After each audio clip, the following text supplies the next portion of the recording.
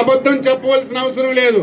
Procurement అని మీరు ఆన్లైన్లో కొడితే ఈ రాష్ట్రంలో ఏ జిల్లాలో ఏ రైతు ఎప్పుడు ధాన్యం అమ్మాడు, ఎప్పుడు కొనుక్కున్నామో ఆన్లైన్లో ఉంటుంది. 21 లక్షల మెట్రిక్ టన్నులు కొన్నాం 3,28,000 మంది రైతుల దగ్గర.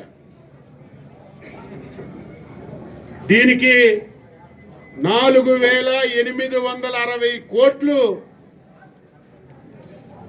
రైతుల అకౌంట్లో జమ చేశాం. ఇటువంటి ప్రభుత్వం 5 సంవత్సరాల్లో మీరు ఎప్పుడైనా చూసారా? ఇందులో కొన్ని దగ్గర సమస్యలు వచ్చాయి. ఈరోజు వ్యవసాయం కూలీలు దొరకడం లేదు. దానివల్ల రైతుకి పెట్టుబడి ఎక్కువ అవుతుంది. ఈ ప్రభుత్వం వచ్చిన తర్వాత రైతుకి పెట్టుబడి తగ్గించాలి, ఆదాయం పెంచాలి. దీనికి మార్గాలు ఏంటంటే ప్రధానమైనటువంటిది టెక్నాలజీని ఉపయోగించుకోవాలి, యాంత్రీకరణ ఉపయోగించుకోవాలి. అందుకే 5 సంవత్సరాలు యాంత్రీకరణ మాటే ఎక్కడ లేదు. మళ్ళీ యాంత్రీకరణకి ప్రాధాన్యత ఇచ్చాం, టెక్నాలజీకి ప్రాధాన్యత ఇచ్చాం. ఈరోజు కొన్ని దగ్గరలో ప్రాబ్లమ్స్ వచ్చాయి. ఎందుకు వచ్చాయంటే ఈ మధ్య సైక్లోన్లు వచ్చాయి. రైతు గాదరాపడి ఏదైతే హార్వెస్టింగ్ మిషన్లు ఉన్నాయో మిషన్లతో మొత్తం ఒక్క రోజులోనే మిషన్లన్నీ తమిళనాడు నుంచి తెచ్చి మొత్తం కోసేశారు. కోసే ధాన్యం తెచ్చి మన మీద పడేశారు. రైతుకు తప్పు పట్టడం లేదు, బాధ వర్షాలు వస్తున్నాయని. అందులో తేమ శాతం విపరీతంగా ఉంది. మీ అందరికీ తెలుసు, ఇదేదో రాష్ట్రం కాదు, కేంద్ర ప్రభుత్వం 23% తేమ శాతం కంటే తక్కువ ఉంటే కొనొద్దని చెప్పింది. అప్పటికప్పుడే నూర్చడం, ఆ ధాన్యం తేవడం వల్ల 13% 12% పడిపోయింది తేమ శాతం. దానివల్ల కొన్ని ఇబ్బందులు వస్తే ముఖ్యమంత్రి గారు ఏది ఏమైనా పర్వాలేదు, లాస్ అయినా పర్వాలేదు, 24% ఉన్న తేమ శాతాన్ని 14% తగ్గించి ఈరోజు ధాన్యాన్ని కొని ఏ ఒక్క రైతుకి ఇబ్బంది లేకుండా చేస్తున్నాం. రంగానికి నేను స్పష్టంగా మాటిస్తున్నాను, రైతులు ఎవ్వరూ ఇబ్బంది పడవలసినటువంటి అవసరం లేదు. చివరి గింజ వరకు ప్రభుత్వమే కొని రైతుకి ఇబ్బంది లేకుండా చేస్తామని చెప్పి మాటిస్తున్నాను. ఈరోజు గతంలో మీరు చూశారు, రైతు భరోసా కేంద్రం అని చెప్పి ధాన్యం కొని రైతులకు ఎన్ని అవస్థలు పెట్టారంటే రైతు ధాన్యం అమ్మితే 6 మాసాల వరకు డబ్బులు పడేవి కాదు. మీరు రైతులే, కానీ ఒక్కరు ఈరోజు ఆ రకంగా మాట్లాడడం లేదు. 6 మాసాల వరకు డబ్బులు పడకపోవడం కాదు, మొన్న మేము అధికారం చేపట్టినప్పటికీ గత ప్రభుత్వం ధాన్యం కొని 1,600 కోట్ల రూపాయలు రైతులకి బకాయి పెట్టింది. మేము వచ్చిన తర్వాత గత ప్రభుత్వం పెట్టినటువంటి 1,600 కోట్లు బకాయిలు రైతాంగానికి తీర్చడమే కాకుండా ఈరోజు ధాన్యాన్ని నిమిషాల మీద కొంటున్నాం. కొండమే కాదు, కొన్న తరువాత 48 గంటల సమయం పెట్టాం, కానీ 4 గంటల్లోనే రైతు అకౌంట్లో డబ్బులేసినటువంటి ప్రభుత్వం ఈ ప్రభుత్వం. అవునా కాదా? ప్రతి ఒక్కరు కూడా గుర్తుపెట్టుకోవాలి. పెట్టిన విషయాన్ని ఒక్కసారి ఈ రాష్ట్ర ప్రజానీకానికి గుర్తు చేస్తున్నాను. ఇవన్నీ కూడా అసత్యాలు, అబద్ధాలని తెలిసి మొన్న జరిగినటువంటి ఎన్నికల్లో వైసీపీ పార్టీకి, ప్రభుత్వానికి ప్రజలు కర్ర కాల్చి వాత పెట్టారు. అయినా సరే వైసీపీ నాయకుల్లో ఎటువంటి మార్పు కనపడటం లేదు. 5 సంవత్సరాలు ఎటువంటి అబద్ధాలు చెప్పారు, ఎటువంటి అసత్యాలు చెప్పారు, మళ్ళీ ఈ 6 మాసాలు కూడా అదే కార్యక్రమాన్ని కొనసాగిస్తున్నారు. మేము అధికారంలోకి వచ్చి 6 మాసాలు పూర్తయింది. చాలాసార్లు అధికారంలో ఉన్నటువంటి ప్రభుత్వం మారి కొత్త ప్రభుత్వం వస్తే రొటీన్గా పాలన జరిగిపోతుంది. ఒకవేళ ఒక ప్రభుత్వం కొన్ని ప్రాధాన్యతలు తగ్గిస్తే కొత్త ప్రభుత్వం కొన్ని ప్రాధాన్యతలు పెంచుకుంటూ పోతుంది. కానీ స్వాతంత్ర భారతదేశంలో ఒక ప్రభుత్వం 5 సంవత్సరాలు పరిపాలన చేసిన తర్వాత ఇంకొక ప్రభుత్వం పరిపాలన ప్రారంభించి ఇటువంటి సమస్యలు ఎప్పుడు కూడా చూడలేదు.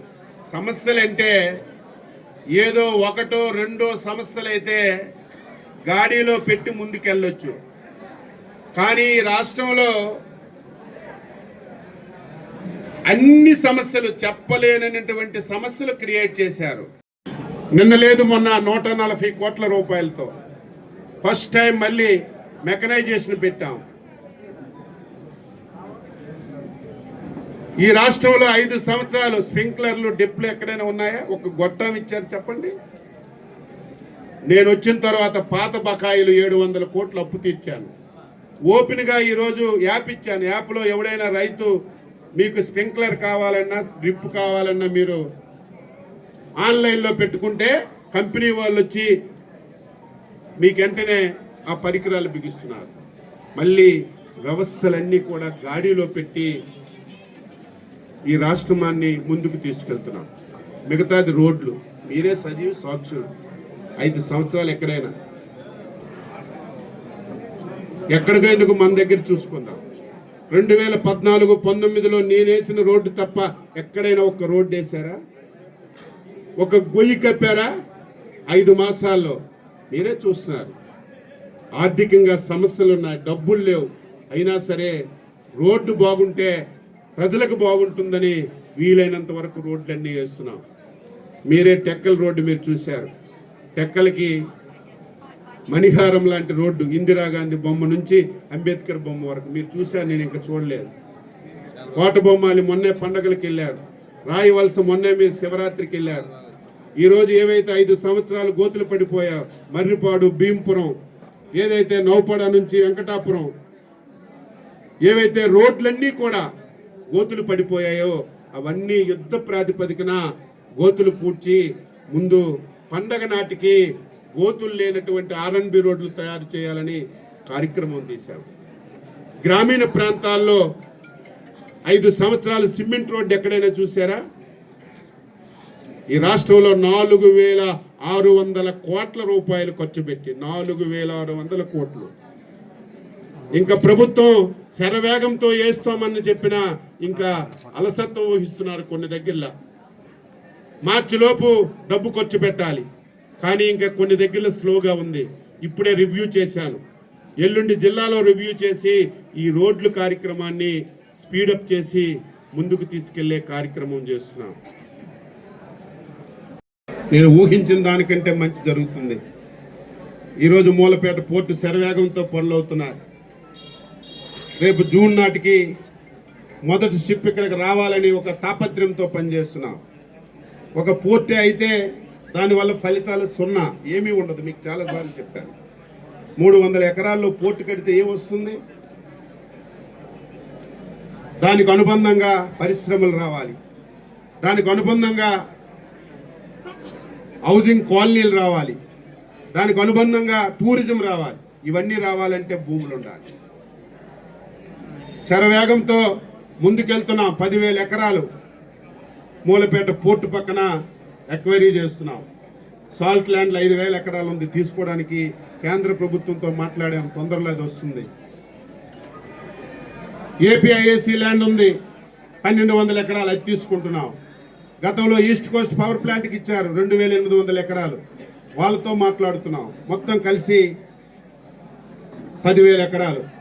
మొన్నే HPCL రిఫైనరీ వస్తుంది అనుకున్నాం, వాళ్ళు ఇక్కడికి వెళ్ళిపోయారు, దుగ్గిరాజపట్నం.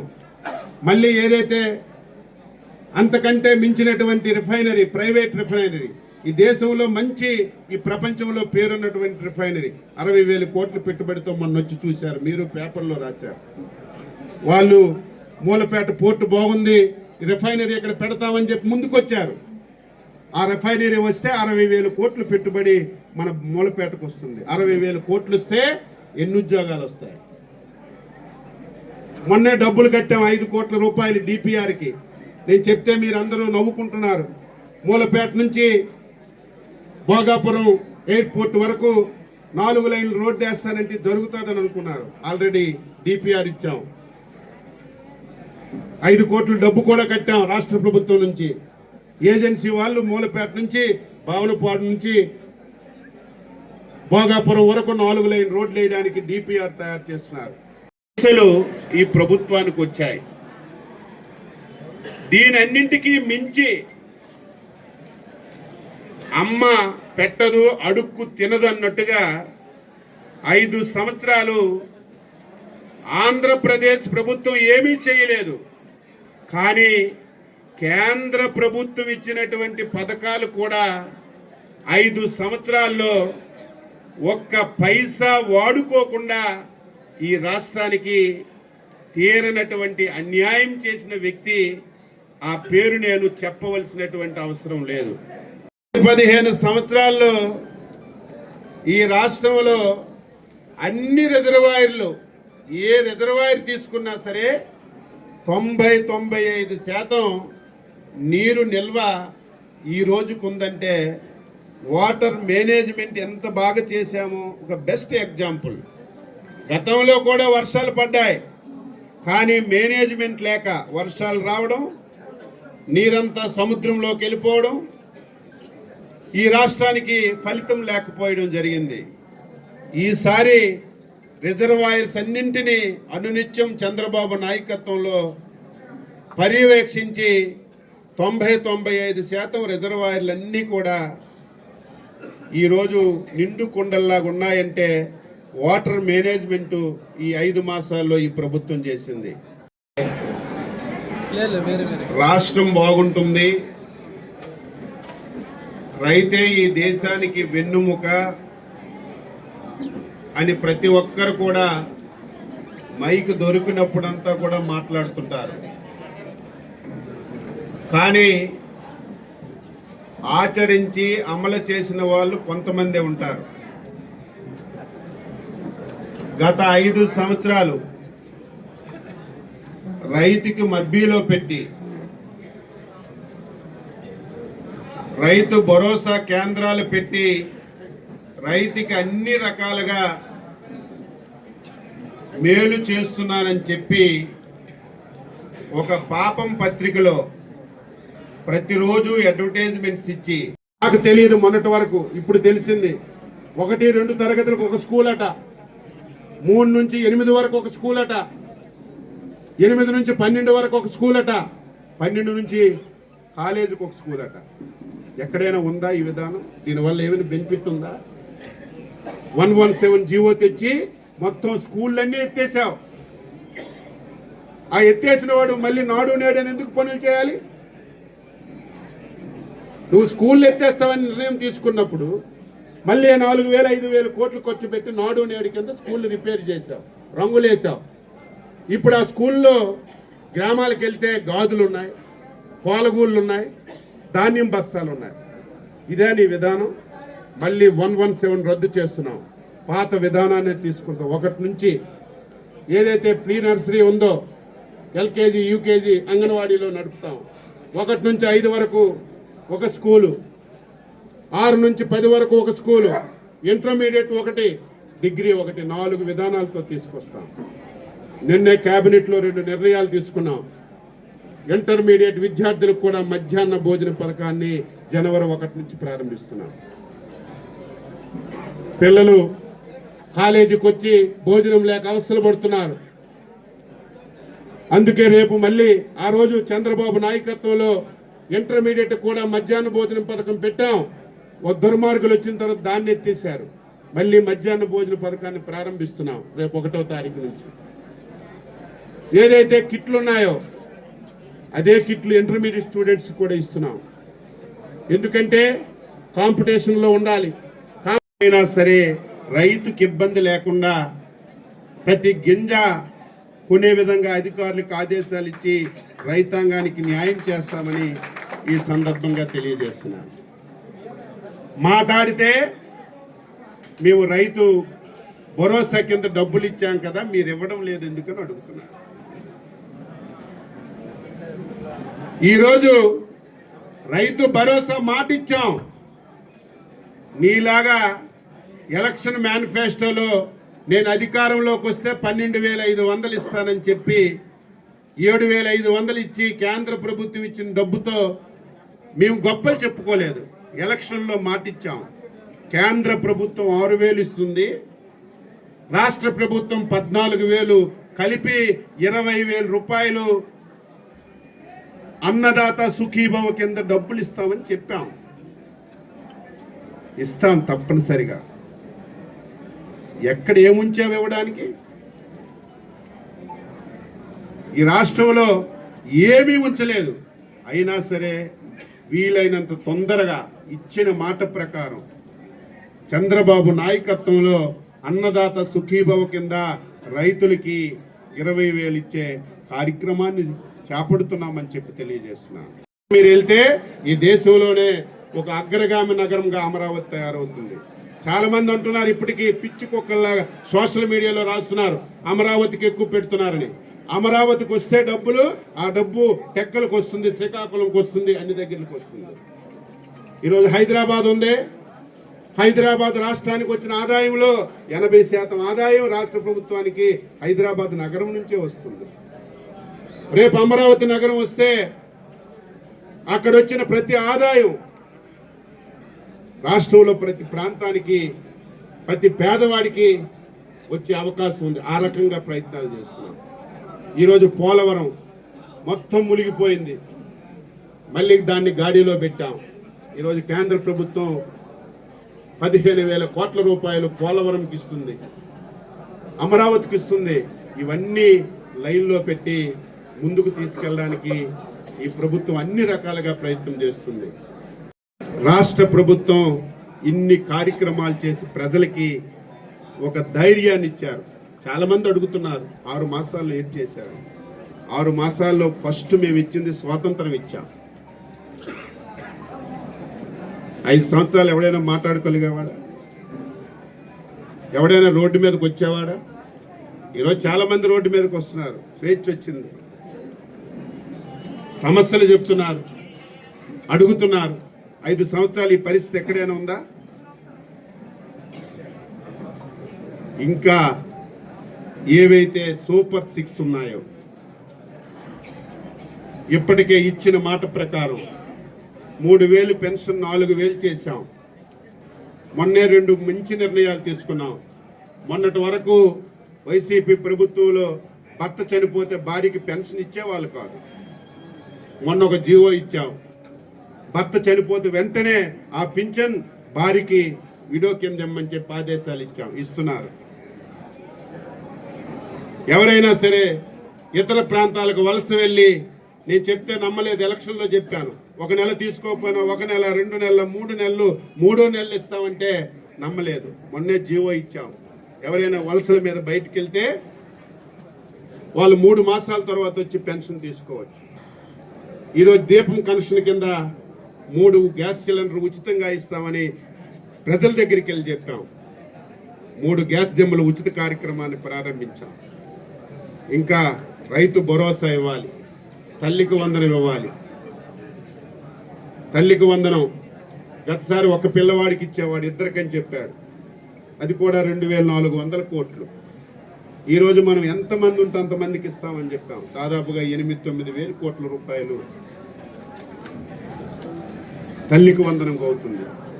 రైతు భరోసాకు ఒక 4,000 కోట్లు అవుతుంది. ఇవన్నీ సమకూర్చుకొని వీలైనంత తొందరగా ఎన్నికల మేనిఫెస్టోలో ఏదైతే ఇచ్చామో, ఏదైతే సూపర్ 6 కింద ఇచ్చామో అన్ని ఒక్కొక్కటికి పరిష్కారం చేయడానికి అన్ని ప్రయత్నాలు చేస్తున్నాం. ఒక టెక్కల్లో కట్టాలి, శ్రీకాకుళంలో కట్టాలి.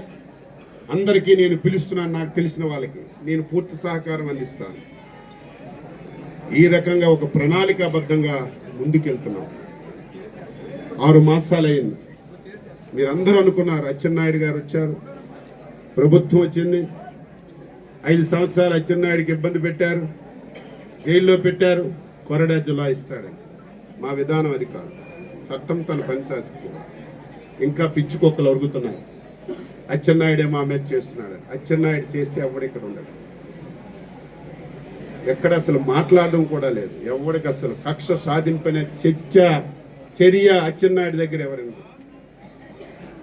నేనే కక్ష సాధింపు చర్య చేసి ఎవడైనా ఉంటాడా? నాకు చేసిన దానికి నేను ఎంత కక్ష సాధింపు చర్య చేయాలి? నేను మొన్న అసెంబ్లీలో చెప్పాను, కోపం నరం ఎప్పుడో తెగిపోయింది. మా వాళ్ళు ఇంకా స్పీడ్ అవుతున్నా మనం ఎప్పుడు కక్ష సాధింపు చర్య, చట్టం తను పని చేసుకోవాలి. తప్పు చేసిన వాడు ఎవ్వడూ తప్పించుకోలేడు. మళ్ళీ మళ్ళీ చెప్తున్నాను, తప్పు చేసిన వాడు ఎవ్వడూ తప్పించుకోలేడు.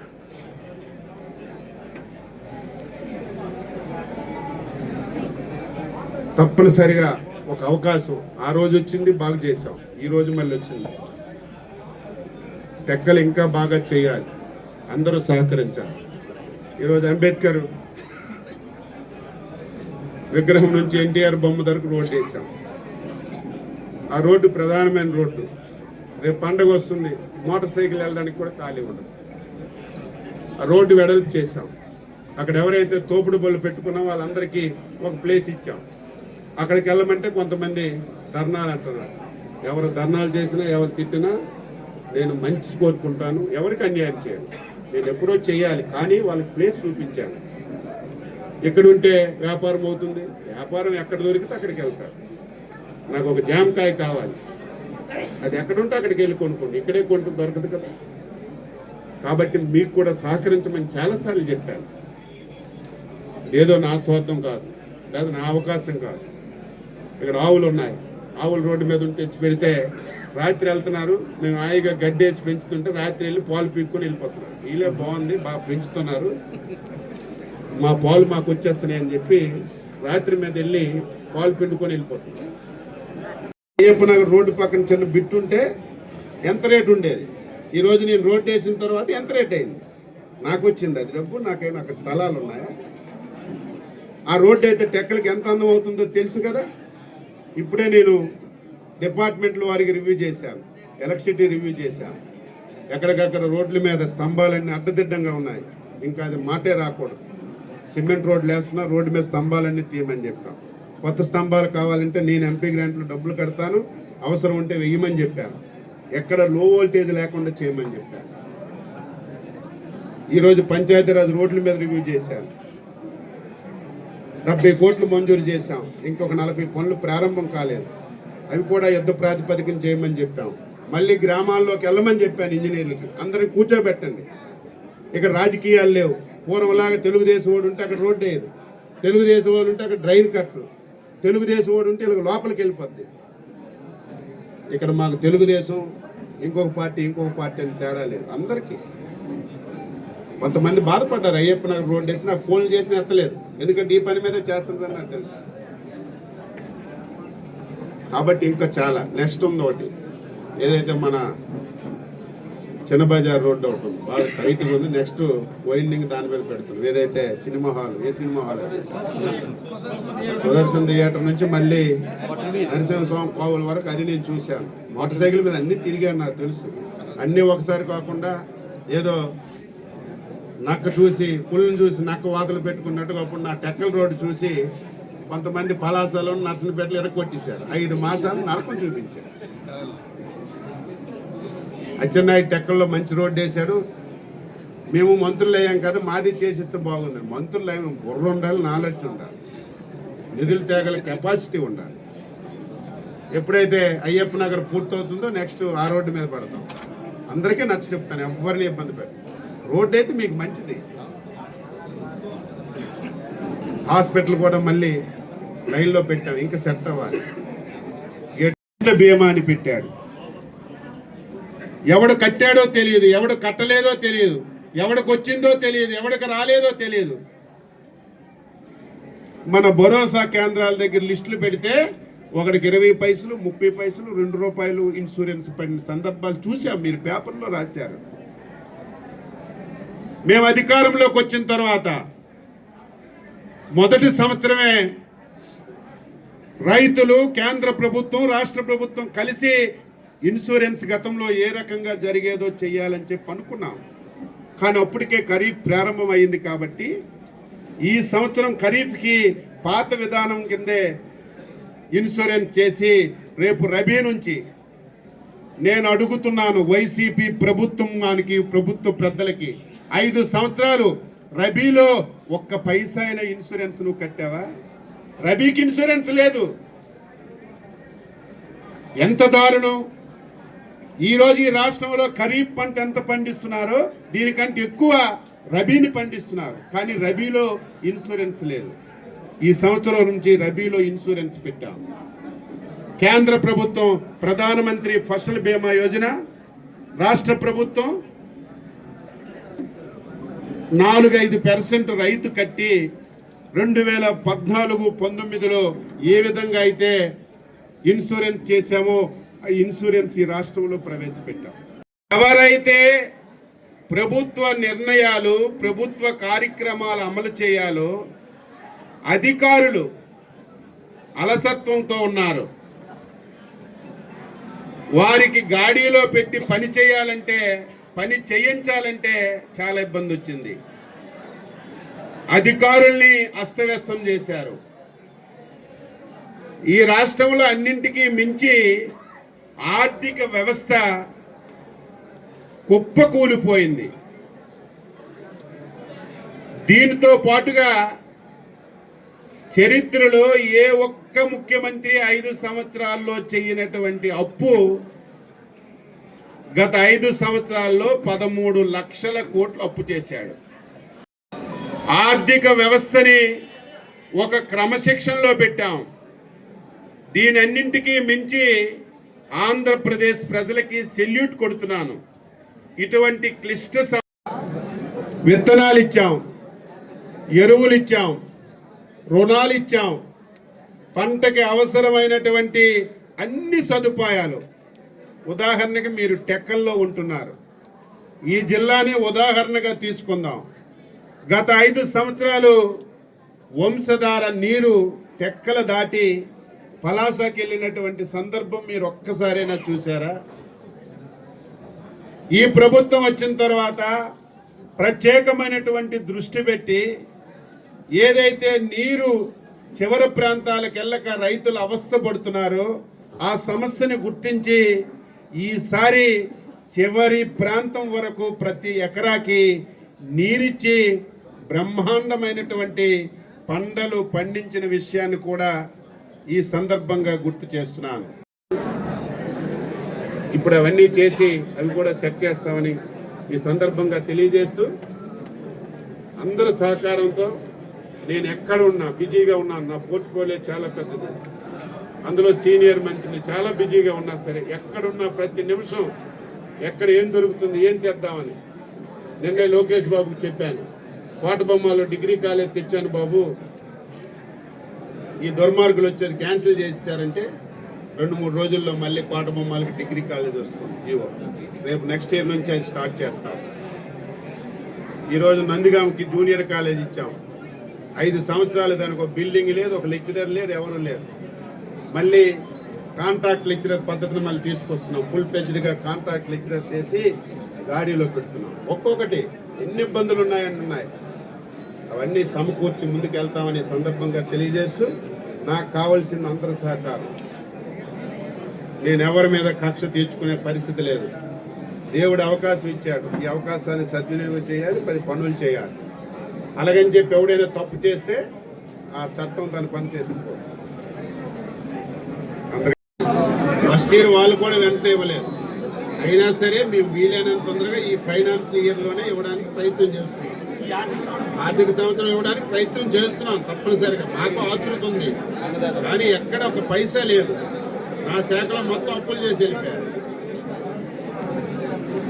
మళ్ళీ స్పీడ్ పెంచుతాం దాన్ని. డాక్టర్లు కూడా మొన్ననే స్టాఫ్ నర్సులు ఖాళీగా ఉన్నాయి, ఆ నోటిఫికేషన్ కూడా త్వరలో ఇస్తున్నాం.